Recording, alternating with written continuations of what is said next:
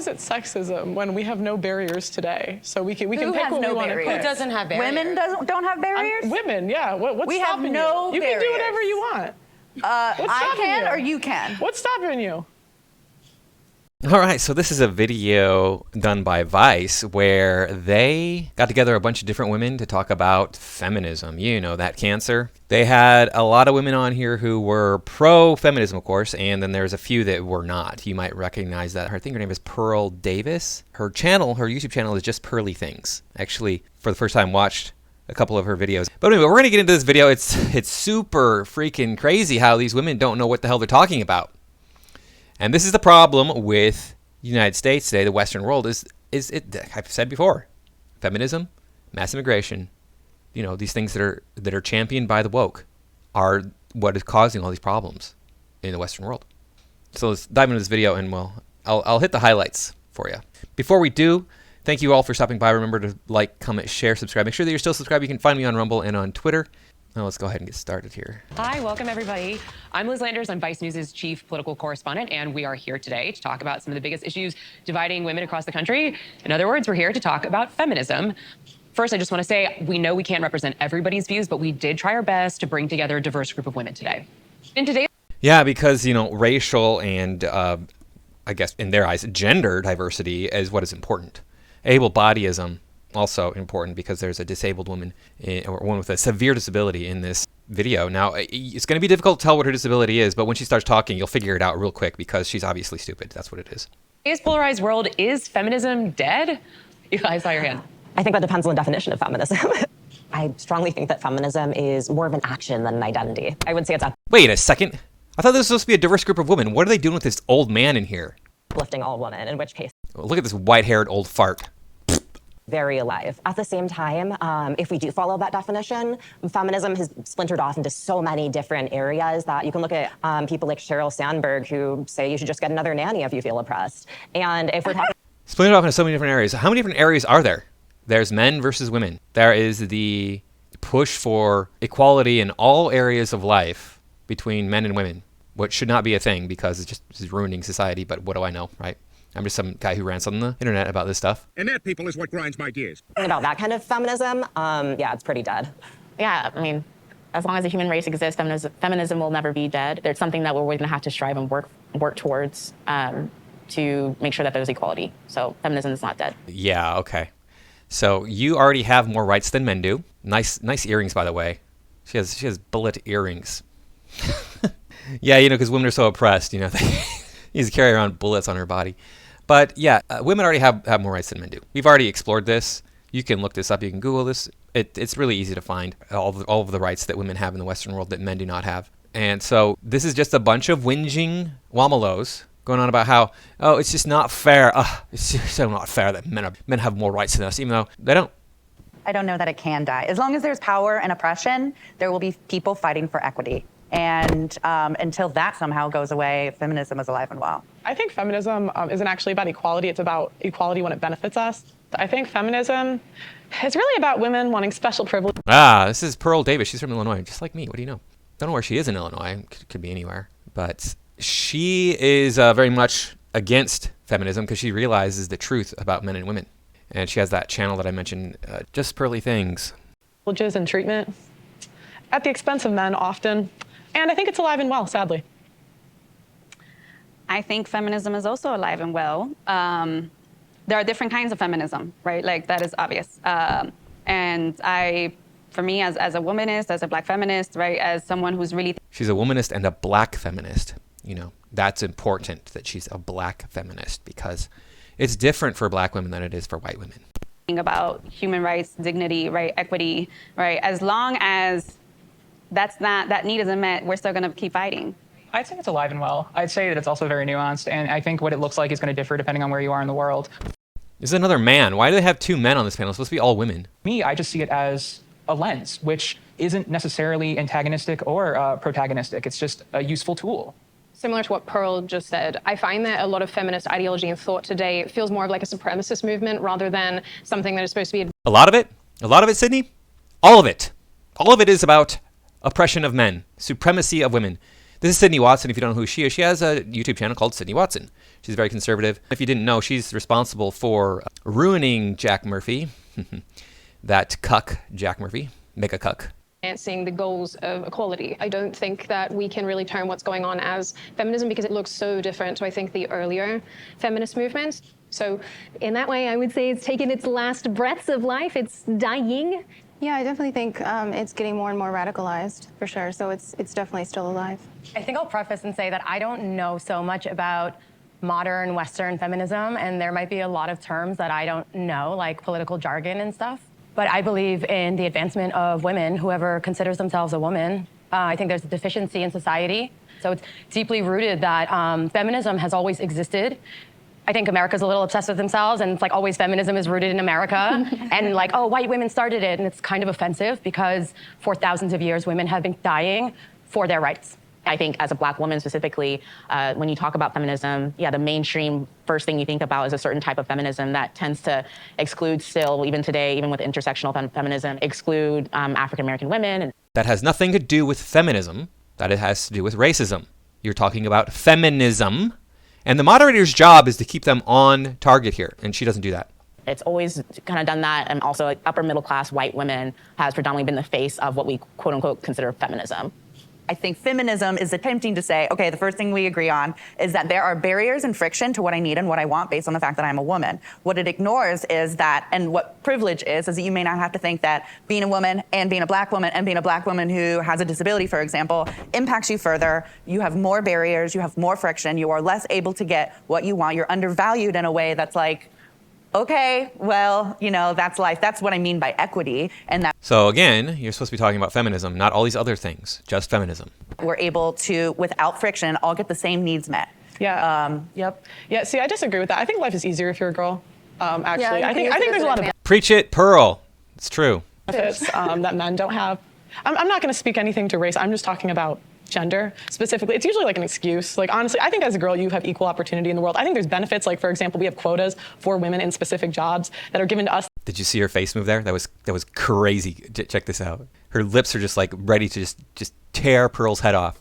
Watch. Benefits, like for example, we have quotas for women in specific jobs that are given to us that aren't given to men. So yeah, I would say it's easier being a girl. Just from a viewpoint over here, though, it seems there's a lot of pretty privilege in what you're saying. And Oh yeah, Pearl's really attractive. I mean, jeez. You look at this panel, there aren't very many attractive women on the panel. And I would say that compared to the other people on the panel, yeah, Pearl is not bad looking, but she's not a very pretty woman in my opinion, and I think she agrees with me. you're white and you present. Do you think I'm pretty? Thank you. I think that you present in a way that beauty standards have accepted. And so They call me ugly on the internet all the time. They be roasting me daily, I swear to God. I don't mean to say I think you're gorge. I just mean that there is a certain value that we give to certain bodies. I mean, Say let's that. also dig into why these quotas exist and why these, what you're calling Because we privileges want special exist. treatment. No, it's because there have historically and presently in most jobs been fewer women.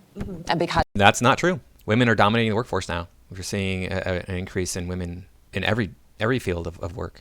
sexism. How is it sexism when we have no barriers today? So we can Who pick has what no we want to barriers? pick. doesn't have barriers. Women don't have barriers? Women, yeah. What's We have stopping no you? You can do barriers. whatever you want. What's I stopping can you? or you can? What's stopping you? As a woman. As a woman. As a woman. See, that ignores a lot that I'm a woman with a disability. So there's a lot stopping me that So right there, she wants to be like, oh, I'm disabled. See, that's a problem. I'm like, yeah, but disability affects men and women. Okay, disability knows no gender. You can be disabled as a man. You can be disabled as a woman. She wants to talk about these things that are personal to her instead of the broader notion of women being oppressed in our country, which they are not, of course. you don't have to think about. Well, as I You don't said have to before, I'm think about. speaking about women. I'm not. You're speaking for yourself. You're speaking as an an able-bodied able-bodied woman. I understand. represents white. Of course, there's going to be other barriers if you're disabled. I'm sure. Like I'm talking about as a woman. So you're I just would going to agree. ignore White the women pay have it gap. easier. Yes, I would agree. What? You're just going to ignore the pay gap, regulation over body. Remember that this man said that, the pay gap. The pay gap that we know has been debunked, that we know is at best 7%. We'll talk about that later. Body pay gap is has been Well, proven the and pay gap debunked doesn't endlessly, exist. my friend. It doesn't. That's so It's funny. the industries that women pick. Let's talk about There's it. a pay gap, but it's because women don't want to do the hardest industries. I don't think it's that simple. Women don't want to do the hardest work, period. Women want to have a good work-life balance. You always hear that, work-life balance, work-life balance. I don't hear men saying that. I hear men saying, let's do the work. And women who get jobs, or who own their own businesses tend to work less hard than men who own their own businesses. Not saying that they can't work hard, but I mean, there's just a tendency that women will work less hard in their own business. I got enough to get by, I'm fine, and they'll move on. I think that's an oversimplification. I think the fact of the matter is that women structure their lives differently to men. Men don't give birth. Men don't have to carry pregnancies. Men don't have to be the primary caregiver most of the time. Women also don't hold jobs for as long as men do. They often will stop and start. They'll go back into work. They'll take time off. They'll take part-time jobs. The way that men work and women work are astronomically different. And to try to say that they're comparable is where this issue comes from. They're not comparable. Two things. First of all, let's dig into why they think that they should take these jobs, which is societal sexism. And then also... No, it has absolutely nothing to do with sexism in our culture here. You're allowed to do whatever job you want to. You're allowed to go into whatever industry you want to.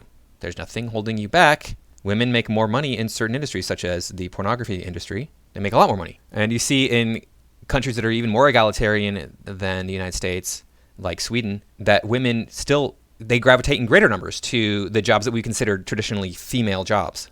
Actually, Department of Labor, all statistics, at least speaking in the U.S., have found that when compared for the same jobs, there still is a pay gap, particularly when it pertains to race. Because 60% of women have never asked for. And then Pearl says, hey, look, 60% of women have ever asked for a raise. He really wants to hammer down this pay gap thing. There's a pay gap, right? And we know if you equal everything out, account for the differences that can be explained away, it's down to somewhere between 4 and 7%, right? We have this right here from Bloomberg. From Bloomberg Business, women who stay single and don't have kids are getting richer. Foregoing marriage and parenthood has a bigger payoff for American women than men, according to new research. I can't read this article because I'm not subscribed to Bloomberg. There you go. You can see this is just the intro to it is all you can find on it. So there's that. And there's other articles that we've seen popping up all over the place making these same claims that women are making more and more money than men. They're making more money than men. It's not equal yet, at least in the upper echelons. But this particular article refers to people in the middle class making women are making more money than men in the middle class now, in the working class. Of course, the upper echelons are always going to be men. They're going to be the ones pursuing more money because they're pursuing that slot V, right? Men don't make money because they want it for themselves. I mean, because they feel some desire to make money. No, they want that V. They want that slot V. That's why men do everything that they do. Okay, access to the women. Now, the 4 to 7%, let me tell you a little anecdote about me. I've told this before on my channel. You probably have not heard it, though, because I don't talk about it very much, but I used to wait tables. I waited tables. I worked in restaurants for about 9 years. I waited tables for about 4 years. And when the women would disclose to me how much they made in tips, they would always say that, I only claim like 55% of my tips. That was about the average. And sometimes it's 50, sometimes it's 60%. But yeah, they were only claiming a much smaller portion of their tip income than the men. The men were. I would claim all my tips. So I know that the men would claim like a higher percentage. I think more like 80%. So right there is why women, whenever they can, are going to claim that they make less money, even probably on surveys.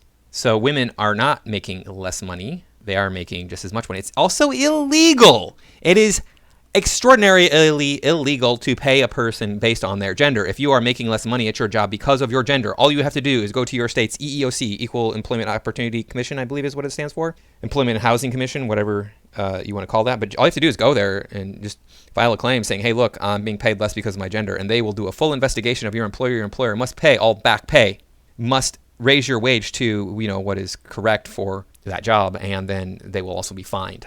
So yeah, this person does not know what they are talking about.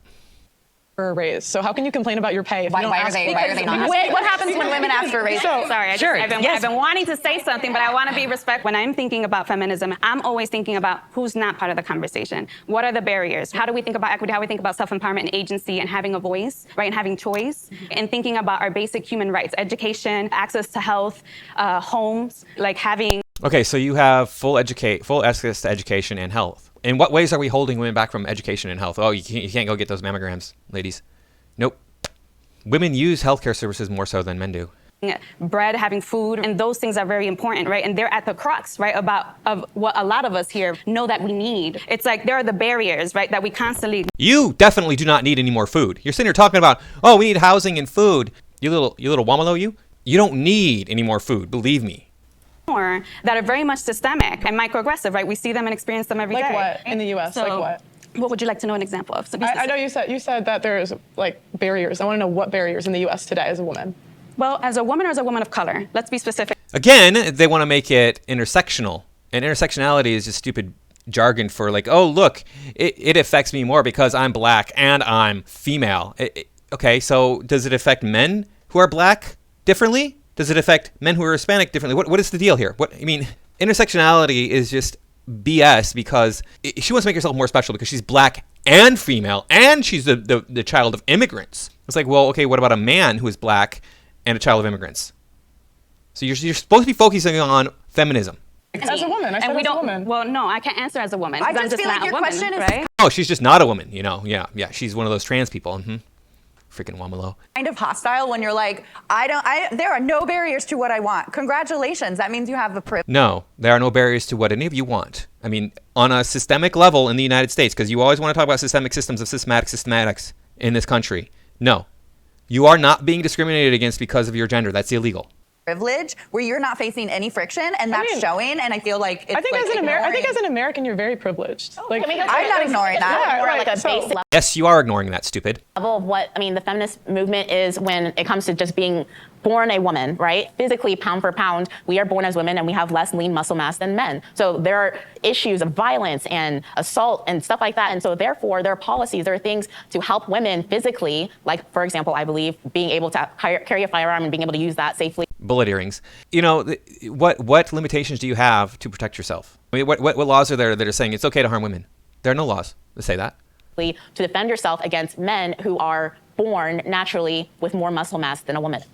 I keep hearing the term equity. What would a world that has equity look like? Like, would it be 50% of everyone in the same jobs? Would it be like prison, 50%? That's equality. 50%. So, Yeah, so what does equity look like? So equity is generally described as a state of fairness because historically a lot of people have been arguing for equality. But what does that give us? Like 0.5 of the 1% being women. This doesn't really do anything for us.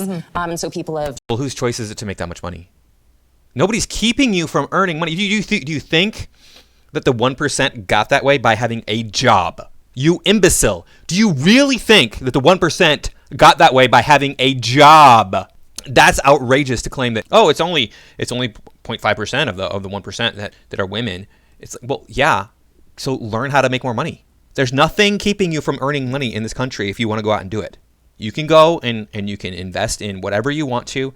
And do you think that all the investors find, oh, there's a woman investing in our stocks. Drop the price of them. Just drop them. That's how it works, right? Talked about equity instead, which is instead of sameness, it's fairness. And this would mean that we remove systemic barriers to engage in society, not just for women, but also for everyone. So which barriers? Those barriers that you don't believe in. What does it do for you to have a bunch of ramps in your life? It doesn't do shit. I need those ramps, right? Can we stick to male versus female? That's my question. Exactly. Again, they want to go to, it's disability, it's race. I'm thinking male versus female. But my feminism includes ability, it includes my race. question is You guys can talk. Women versus men. That moderator is just freaking horrible. It's supposed to be discussion of feminism. Like what barriers do we need removed? Because that's my statement. I'm not stating anything else. I'm stating women versus men. It's very silly. Like so what barrier? I just want the question is silly. It's very silly just to talk about men versus women. What are you thinking? I mean, because these women know that they already have more rights than men. And so they have to go into intersectionality and be like, oh, look, see, there's other factors. And no, those factors don't matter when you're talking about men versus women. So, yeah, but It's not a fair question. It's how is it not a fair question? Kind of proving the point of what people, especially black women, other people anybody who's not white, why we hear feminism and we don't want that label because it means, I'm just going to say, it means that. Like, it means that you've already gone to a pinnacle of whatever you think your happiness needs or whatever your survivalist needs are when there are people on lower end who are trying to survive, who are trying to get to a point of what should be normal based on what other people have. It sort of sounds like you're saying feminism is not always inclusive then. Right. It's most of the time it's not inclusive. It more times than not, it's not. So, and within the just feminism space, again, there obviously the very basic is male versus female versus, but. I can't tell you whether or not feminism is inclusive. Seems like it is to me. I mean, they accept men into feminism, so you can't get more inclusive than that. Right. I think that men are not well adjusted in the society and women are not trying to re-embody what they have built for us. I think that what we're forgetting is a very important detail, which is just human respect and dignity. Yeah, and not asking people to prove what their experience is and to prove to you. It is such See, proof is important there, silly girl. If you say, hey, look, people are picking on me all the time. They're always making fun of me. They're always putting me down. And you go, oh, that's terrible. Do Do you have examples of that? Oh my God, how dare you want proof from me? But on top of which, if they're not actually doing that, then you're just responding with your own personal feelings, and maybe you're the problem, not everybody else. Conservative thinking to say, like, I don't understand, explain it to me, versus just saying, I don't understand, and let me respect what you are saying. I'm respecting right? wherever your starting point. I'm respecting that. I'm really respecting that. I'm saying that if you don't have the mindset you can even achieve it, you're never going to even try. So it's But never achieve what? Like, what are we talking about? Achieve Because I feel a like you fair projected world. this like No, capitalist achieve- ideology on every woman. achieve whatever it is you're looking for, equality, equity. But what I'm saying is women in the feminist space and a lot of these other spaces, we don't acknowledge that we have to take the initiative. We have to take the action. We have to have the mindset. We have to demand those things. I don't understand how we're getting so off topic. This is about feminism today, whereas everybody wants to make this about their individual, here are all the multitude of other things that factor into my person. Great, this is about feminism, it's about womanhood. I understand that all of you have your own individual experiences and the other things that feed into you as a person, that's perfectly fine. But this is where intersectionality falls off the planet and loses, I would argue, probably the vast majority of people, including me. I'm not even a feminist. I don't give a crap about feminists arguing amongst themselves about who's the most victimized. But this is annoying to listen to. I honestly I don't understand anything anybody's even trying to get at. What I think the real feminist arguments are based off of policy, and abortion is the biggest one.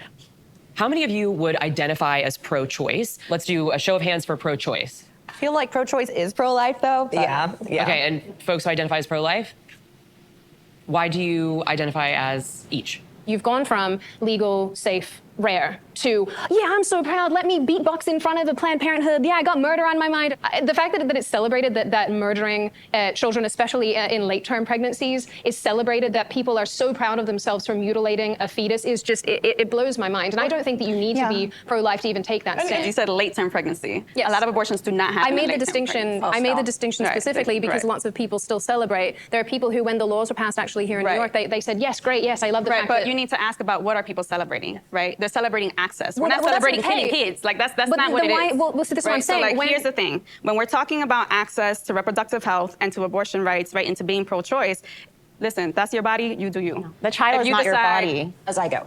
A baby. It's so scary for me to hear people calling like guns the biggest equalizer for women, but taking their choices away from them at a policy level. Why is that? Having a gun is an equalizer. It is. Having rights is an equalizer. Yeah, that's having right. choice is Right. an equalizer. Just like a gun right. And in this country... So they go into talking about abortion here. This is what I have to say about that. Because it's all about, oh, we can't get an abortion. That's not equal rights. You don't have to have sex. How many men out there are we finding out are still virgins even though they're well into adulthood? How many men out there we're finding out cannot get a girl to have sex with them even though they're just, regular dudes? They're not like anything disgusting. They're just like some regular guys. Like, oh, I can't. I haven't been with a girl in like 3 years. That happens. Monday Blue used to be a YouTuber who, I think his YouTube channel has been gone for years. I don't know what happened to it. But he'd be like in his mid-40s today, and you talked about how like he's only ever had like I think 2 sexual partners, and they were years apart.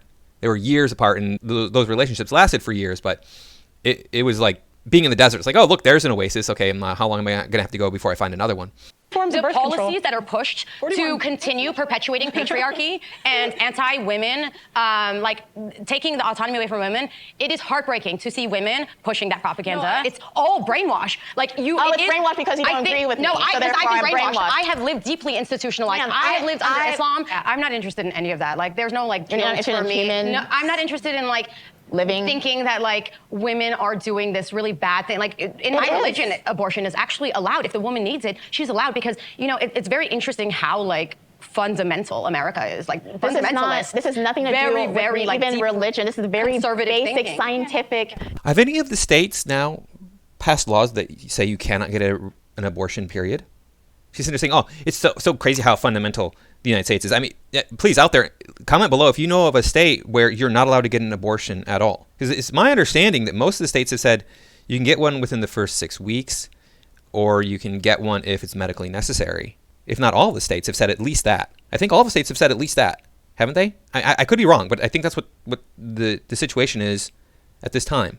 Listen, for whatever reason, you don't need to explain it to anybody, but a lot of times when we're talking about access to reproductive health, for me, I'm thinking about Black, Indigenous people of color, particularly women and girls who are working class, who do not have even access to like proper sexual education. It's the... What is proper sexual education? Please tell me. I mean, it's not that difficult. Peg D goes into slot V, babies come out of slot V 9 months later. If you don't want that to happen, don't put Peg D into slot V. Aggressive state of saying, I will force you to have a child even against your own will, right? Especially when you're thinking about women and girls. You don't have to keep the child, though, right? You can put it up for adoption. So these arguments are just, okay, they're pointless at this point. Every state has the ability to offer abortion to people who need it or within 6 weeks, or even greater amounts of time, all the way up to 9 months. And if you do have the child, then you can put it up for adoption. Who would be forced to have these children who are already living in very traumatized and scared situations. You want to ask about barriers? That's a barrier right there. Women in poverty aren't able to access the way that rich women are, and no matter what happens, rich women are gonna keep getting abortions, and people in poverty are gonna not. And the choice, opening it up, the overruling, is marginally affecting people of color, people in poverty, way more than people who are gonna get access to those abortions. Actually, I can agree with that. Let's see what Pearl has to say, and maybe she's going to counter that. correct. You're the misquote. There's actually more abortions for people in poverty. It's just at a lower rate. I'm not sure what she's getting at there. I don't know. I don't know how that parses out, because she's saying there's more abortions for people in poverty, but it's at a lower rate. I'm not sure what she means. I need clarity on that. People in poverty, it's just at a lower rate. Why do you think that abortion has been so tied up in this feminism conversation? It's all just social structure set up around bodies. So if it's about the barriers and value that we give to these specific bodies, right? And so if abortion happens in a woman's body, that's why this conversation is coming up. No, it's coming up because there are people in power who believe that the fetus is a full-fledged human being upon conception. And so therefore, to terminate that pregnancy is murder. That's it. That's why this is a thing. Pearl, I saw your hand up. Yeah. I think women want to sleep around and not have any consequence for it. Hell yeah, we do. Yeah! Yeah. There you go, men. Look at that. Women want to sleep around and not have any consequence. That just tears down every argument that these Whameloes made for abortion. Instead of, taking personal accountability and being on birth control, they just want to do whatever they want. You say this like it's a bad thing. Yeah. It almost sounds like you said. Can I also ask, do you have any care to empower women, or is disempowering women part of your steez? You see this as shame, insult, guilt, need to be right. Okay. Why is it empowering to sleep around? No, why what is it I'm empowering? saying is I feel like you do take the way you speak on women is very sort of women just don't want to do this. Women just don't have this. Women just wanted this. And I wonder why you have so much hatred towards women. I don't hate women. Where does that root in? It I don't sounds hate like women. you do. I am a woman. That doesn't mean you don't have I could be self-hate. black and still be internalized racism. Exactly. Yeah, I'm saying specific things that you're saying, women don't want to work, women don't want to this, women want to sleep around. Where did you learn these belief systems from? They just cheered when Pearl claimed women just want to sleep around. Because, the question was, why does abortion keep getting brought up? 40% of women that have had abortions have had 2 or more. 40%. So what does that say to me? That means they're using it as a form of birth control, and they don't track the 60%. What kind of abortion? Can you let me finish? They don't track the 60% to say who in the future has abortion. So to me, it's why are they dying so hard for abortion? They want to sleep around with no consequences, even though you have 41 forms of birth control. Who does that benefit? Well, there you go. She laid it out perfectly. I don't think that benefits women. I think actually that benefits men, because it means that men can have sex with you without consequence. It means that you can sleep with whoever you feel like. Great, but there are consequences because women are the ones who get pregnant and carry babies and give birth. It's very binary version of sex. Yes, because sex is binary, but please let me finish my point. Oh God. It's tricking women into Did you hear that? Oh God, in response to sex is binary. that aborting a pregnancy, terminating pregnancy is something to be celebrated, when in reality, for a lot of women, especially those who are doing it under duress, say that they've been raped, or that, in the small circumstances where something really traumatic has happened to them, that's a medical decision. Or say that they're miscarrying and then they have to, have an assisted termination. That's a medical procedure. It's not a celebration of, oh, look at this. The idea, the sort of moral setting of that it needs to be rare is. I think the delineation between that's a medical abortion and that's a fun abortion is really interesting, because they're all medical. It's all a medical procedure. And so no matter what you're doing, going in there and getting it, it's not oh, you're only allowed 2. It's just you should just be able to get a medical procedure done when it's something that you need done. We shouldn't be desensitized to taking someone's life. That should never be an empowering factor for a woman. I definitely agree in that there should be no absolute thing any woman should do.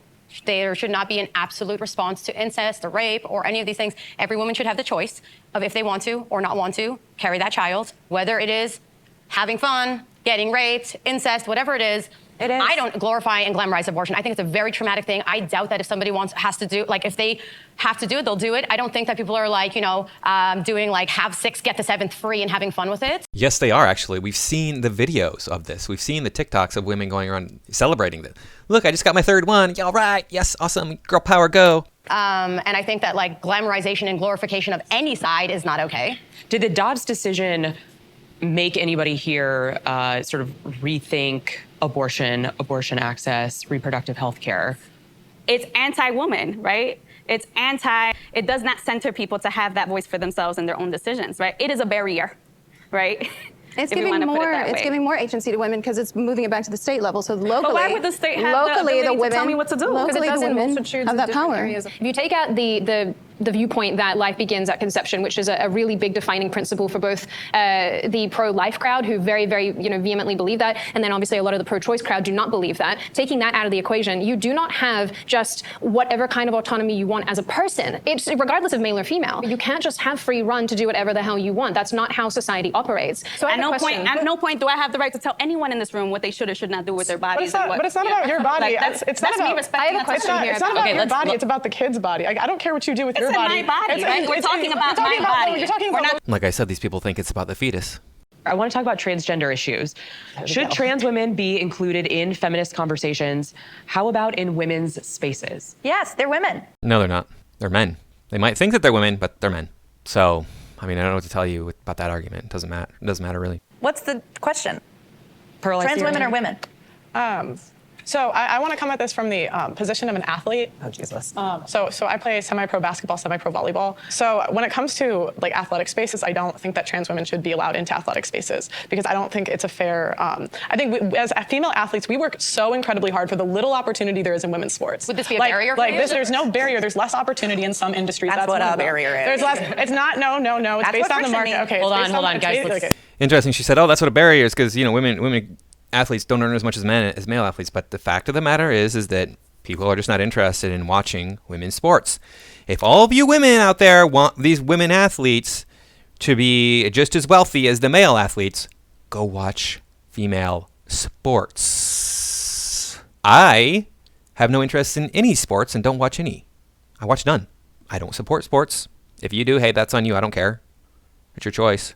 There's a market for it, and it's not really hurting anybody, so. So again, we work very hard for the little opportunity there is in the space because we're not as entertaining as the men. Sorry, we're just not. And so it's like you're going to take the little opportunity that we're given. And the problem is we can't compete. We can't. Like I'm 6 foot. If I go up against a 6 foot guy and I play basketball with him, he's going to body me. And what happens if I go up against you? Even if I have years more of training. And so it's like you're taking away the little opportunity that we're given and we all work so hard for. And you're just giving it back to biological guys. It's like this will be the end of women's sports.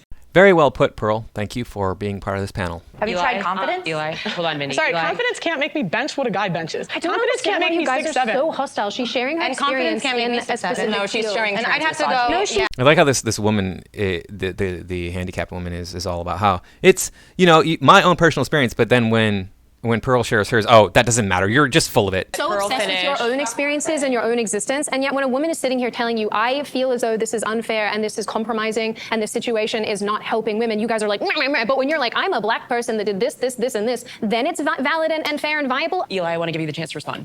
So this is basically a joke of a talking point. Everyone has biological advantages in sports. How tall are you? 5'11" and a half. I'm tall. I'm 5'8". I am a trans woman. You would crush me. You would absolutely crush bone me. density, wrist strength, muscle density. You can't switch those.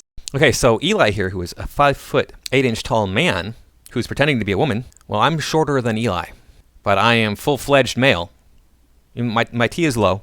I've shared this frequently. My T is low, but I mean, still, it's probably much higher than Eli's. So let's go head to head. Yeah, you and me, step in the ring.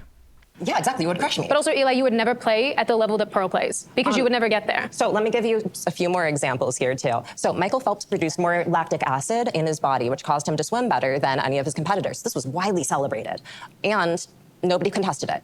Now, this is in performance. Like how this man brings up Michael Phelps and ignores the whole what was that? What's that swimmer's name now? Who's a man pretending to be a woman and he's like beating everybody. Enhancing hormone. So we all have different bodies. And now I'm not saying that trans women who aren't on hormones should participate, but there are, I mean, every major medical and every major sports organization agrees that trans women who have been on hormones for between 1 and 3 years, depending on the organization, have the same competitive abilities. The study that you're referencing had like 7 people participated. That's misinformation, by the way. I'm referencing several different studies. I'm a trans woman and a researcher. Okay, so this individual, Eli, is a trans woman and a researcher. Therefore, he knows. He definitely knows. By the way, remember, Eli is the same person who said that there's a wage gap and it needs to be addressed because, you know, men are unfairly paid more than women, even though we've already addressed that repeatedly throughout the last 10 years and said, no, it's not true. Research I have done on this subject matter. Here we go. Olympic organizers drop all requirements for trans athletes to compete. This was in 2021. Now, I did find other information in 2022. Right here, it says that if we were to follow this fall sports here, I believe, yeah. It says you can have 10 nanomoles of testosterone for all these different athletic competitions. The list is long. It goes on. I mean, it's not just these 3. And so 10 nanomoles, that's about what a woman would have naturally. Like I say, with low T, have like 375. So my testosterone is hundreds compared to 10, right? Whereas the average man is going to be around 600. So there is, this isn't that long, I guess it's only 6, but still. But this is not legally enforced. This is just a governing doctrine. So they could just ignore it if they want to and have men coming in and competing who have 300 testosterone. And of course, this also ignores, which we've talked about before, bone density, ligament strength, fast twitch muscle fiber by comparison to the average woman. It's going to be higher in a trans woman, a man who is pretending to be a woman, than it is in a natural biological female. And yes, there might be some advantages that one individual woman has, like Michael Phelps has, whatever he had that Eli was talking about. Okay, well, that happens. But you're not going to find a woman who naturally has 400 testosterone. That's going to be a huge difference. It's going to be a big deal. This article claims that, there's medical controversy over whether or not testosterone actually does affect your ability to perform athletics. Okay. Obviously, there's some factor that's making men bigger, stronger, and faster. I don't know what to tell you. Getting personal. I don't want it to be personal. A lot of us live in this space where we're told that our opinions don't count because they're not the right kind of opinions, and we're constantly shouted over and talked over, regardless of what we look like, because there's one group in society that basically takes precedence. Notice the disabled female down here, Whamelo, rolling her eyes. And it's frustrating. So yeah, of course, it's frustrating because when we try to talk about it, we get shouted. Yes, listen to that superior laughter coming from the Muslim. Yeah, she knows. She knows it's not frustrating for Sydney, it's not frustrating for Pearl, but it is frustrating for her, of course. Now we get told to be quiet. We get spooken down too as well. So there's hostility there for plenty of women. Let's try to make this an opportunity to speak. You're literally a white woman from Australia. You live in a bubble and you're pissed that voices that have been silenced forever finally can be heard. That's why they have the voice, because they speak up. I just feel like in places, as an ally, in places where there's no understanding, we can just respect and not really, like, our opinions don't fucking matter. Yes, they do, actually. And when we see women getting their faces broken in contact sports because they're competing against biological men, you need to say something. And just the simple fact is, like I've brought up many times, is if you are trans, you don't get to compete in sports in any meaningful way. Eli, I saw you nodding your head over there. Several times. This is more than about sports. This is about free and equal participation for transgender people. No, it's not. It is not about that. It is about simply the fact that we want to keep women's sports. It is about fairness in the sporting arena. That's what it's about. That's it. It's about sports. F you, you piece of garbage. In social life. And the right sees this as a socially acceptable way to begin to remove trans people from different engagements in our society. So it does just start with sports or bathrooms or... Yeah, it's worked really well because we see more and more trans people coming out all the time. Room, something that they find is more acceptable. And then at this point, they start to move into education, getting trans teachers fired, banning trans books. This is trans books have no business being given to children. A route that is very effective because it's seen as more acceptable. But it's also overlooking a lot of major details. Like, I mean, do y'all know how many trans women have won national titles? One too many. One. It's Leah Thomas is the only one. Too many. Leah Thomas, that's the swimmer's name I couldn't remember. Damn it. Don't get old, guys. Her memory starts to fade. Too many? If women's sports were actually going to end in some way, I mean, it's just not happening. Wouldn't you think there would be more trans women in sports when the majority of states do allow trans women full participation? International titles, zero. No global titles have ever been won by a trans woman. I want to move on to a different topic. I want to talk about Me Too and sort of this social movement that we're living through right now. What is the state of feminism sort of in this post-Me Too era? We're in post-Me Too? All right. Tell me. Sorry, I got distracted by the Me Too part. So I was like, we're in post-Me Too? Wow, like, no one's getting like sexually harassed anymore. Like, we did it, guys. We solved the problem. I want that world. No, I think obviously the state of feminism is very much reflected right in this room. But Me Too for me, right, in a particular context, means something for different people. It's a different experience for different people. Of course, it's a different experience for different people. It can't be just one thing, because then we could all come to consensus on it. How dare we ever come to a consensus? In my culture and in my community, we're still working through that. There is no post-Me Too, right? We're still working through how do we have these tough conversations? How do we teach not just, women, but everyone about consent? What does consent look like? What does that look like in our community? What does that not look like, right? All those things that I think it's still very complicated. But I think it starts at the level of community, right? Of like, how do we have these conversations around consent? Sydney, I saw your hand up. So when the Me Too thing was unfolding, I was initially like, great, I love the idea of women being able to speak out. What's been really disappointing, I suppose, for me, post-Me Too, as we're calling it, is that, and especially as someone who's sort of on the right wing of politics, I think that a lot of the experiences of women on the right get a bit trivialized because there is a lot of politicizing of sexual assault. So when something legitimately happens on our side of the table and someone tries to speak up about it, there's almost an automatic disbelief. And I understand why. It's because of the believe all women type of stuff that came out of the Me Too movement, that a lot of us were like, wait a minute, no, people do use these situations for gain. People do make things up. People do lie. But it is sad to watch it happen. It makes me sad that we're here. How about beauty standards? We talked a little bit about this. This got brought up at the beginning. How does that tie into femininity? Sorry, I'm very into this idea because I do think it is one of the larger intersections that just doesn't get very discussed, which is, like I was talking about before, barriers and friction are placed up around bodies. And the fatter I get, the older I get, the less people will listen to me, the less value I will have for society. So, I'm already starting out as a woman with no legs. If I had... Yeah, when men get old and fat, everybody listens to them. I don't know what to tell you. Geez, the older you get, the fatter you get. It's just for men, it's no problem, right? Yeah. Uh-huh. Obviously, the older men are, a lot of times the older men are not listened to. They're not taken seriously. Something on my face, I have my beauty. That's one of my privileges. I have my whiteness. That's one of my privileges. I used to have thinness and now I'm getting fatter. Things are changing. And I think every single time that we talk about feminism, pretty privilege should be discussed because we have these ideas. If your skin tone is this, if your hair is this, if your body looks like that, it's about whether or not you are given an equal opportunity based on what you look like. I think a lot of times the women that complain about beauty standards don't complain about them when they got privilege, when they were young and attractive and thin.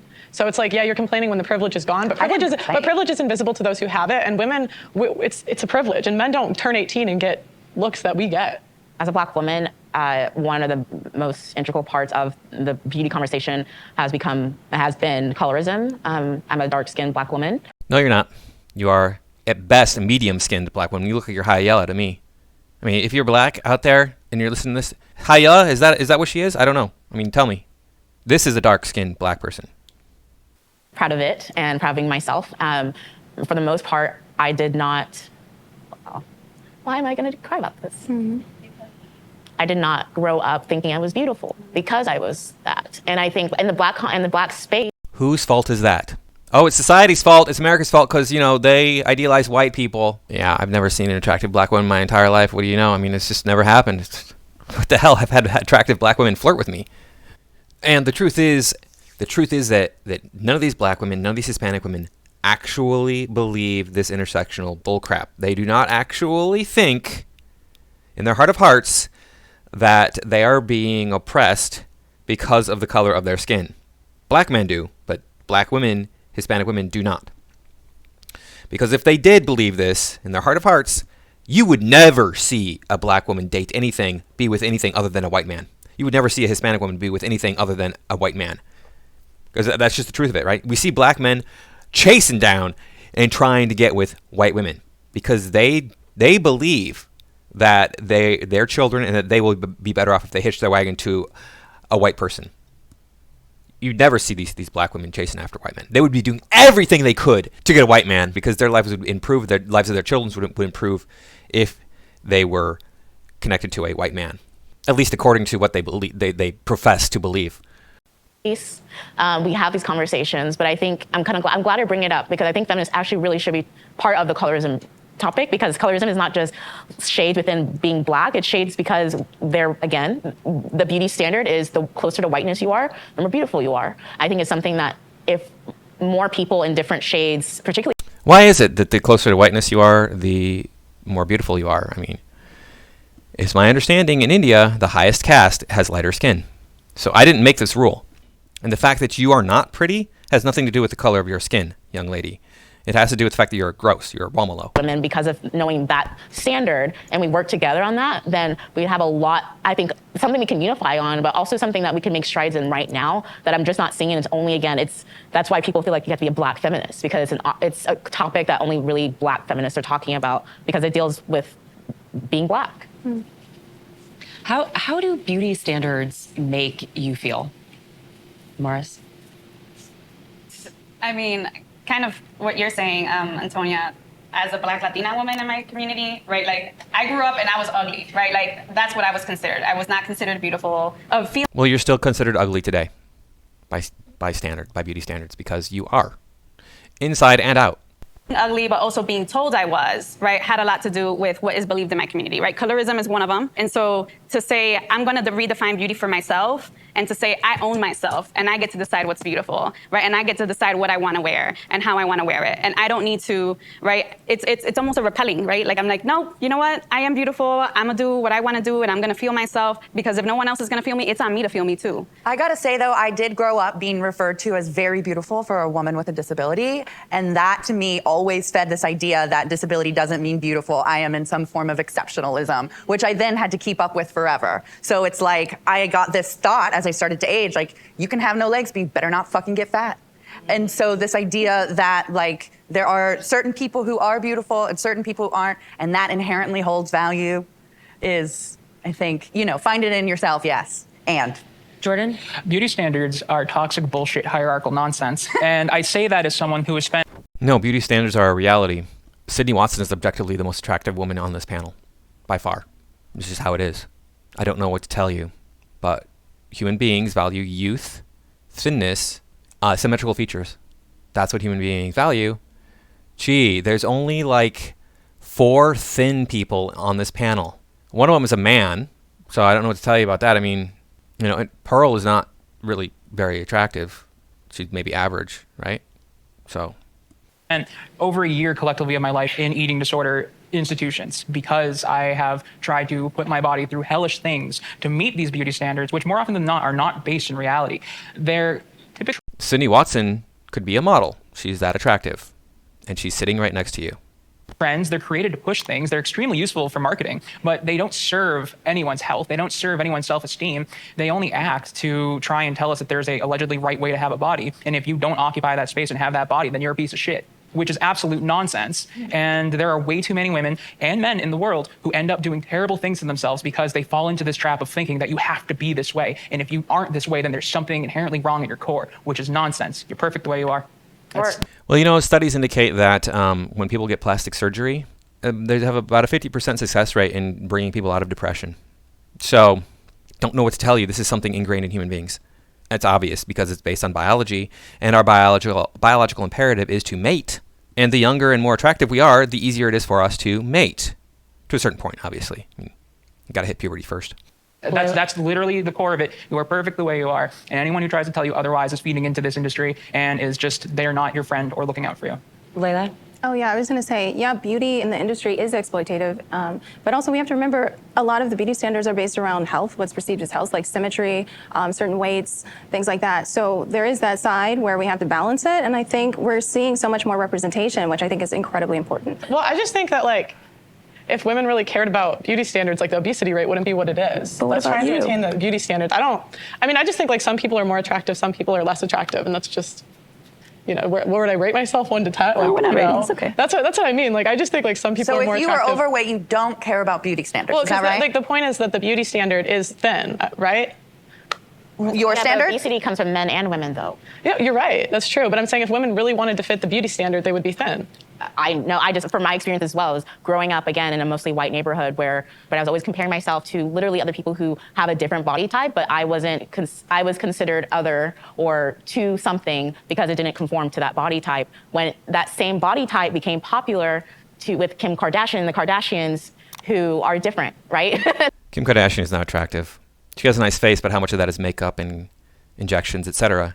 And her body's gross, It's too thick. Let's just say our different skin color, right? And there's a lot of animosity, in a lot of black communities of the fact that when it was on black skin, it was an issue, but when it was on Kim Kardashian and the Kardashians, it was $1 billion business. Yep.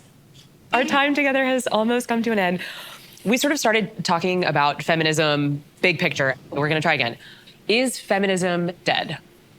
I think feminism is alive, and I'm thankful to be a participant and believer of it. I would say, as far as the West goes, I think that feminism has been cannibalized by other movements like leftism, like transgenderism. So I think feminism is very much alive and well. I think it takes different forms depending on who you're talking to, and that's not necessarily a bad thing. And as I've defined in the beginning, for me, I use it as a lens. So I don't think I'll ever stop having it in my arsenal, if you will. It makes for a good vice panel. Okay, we're done. I appreciate everybody taking the time. I know this is, it got a little heated at times, but thank you all for coming. Thank you. Thanks for having us. Yeah. Thanks. So they finish up, and then there's like these individual statements afterwards of people just kind of milling about and saying things, and you're gonna like this too. I mean, drama. It was nerve-wracking. Some of the people on the panel were entirely subsumed in misinformation. Yeah, like you. In fact, everybody but like Sydney Watson and Pearl Davis and this woman right here. They're showing you're the one who was saying, oh, the wage gap, oh, the wage gap, oh, the wage gap, oh, we can have trans people in sports. It doesn't matter. It's not hurting anything. Yeah, little misquote researcher. I hate the idea that we're not supposed to be angry about it. It's okay to be angry about being oppressed. I don't think anybody said you weren't allowed to be angry about it. They said that stay on topic. Like, surprising to get tone policed on camera by a white woman. Yeah, you didn't tone police anybody with your little laughing there about how stupid Sydney Watson was. Why everything has to become about me being a white person as if that somehow circumvents my opinions on issues. Feminism is always and has been a hate group. Feminism isn't dead in America. I think feminism is doing its best. So there are times when this is really painful for me to watch, to get through it, because of these women just yammering back and forth, talking over each other, insulting each other, just cannot shut up and be like, okay, look, we all need to come to a consensus on what we're talking about. And they just wanted to argue, and they didn't want to have a debate. They just wanted to like yell at each other. It was crazy. And so this is the reason why we should not have women in positions of power. Really, right here. This is a perfect example of this back and forth, this just incessant whining from these women, not giving respect to each other. Men do the same thing, but not as often as women do. Women just, it's like their bread and butter, it seems like. And you might be a woman out there just wanting to kill me right now for saying that, but if the shoe fits. And this is a Western woman phenomenon. This is not so common in other countries, because women in other countries are more respectful of men, and they understand that hey, look, somebody has to be the leader. You know what? I really don't want that responsibility. I'm going to leave it up to the man, because when leaders fall, they tumble hard. Do you want to be that person who tumbles hard when the S hits the fan, as we say? So anyway, that's all I got for this time. Thanks for watching. I'll see you in the next video.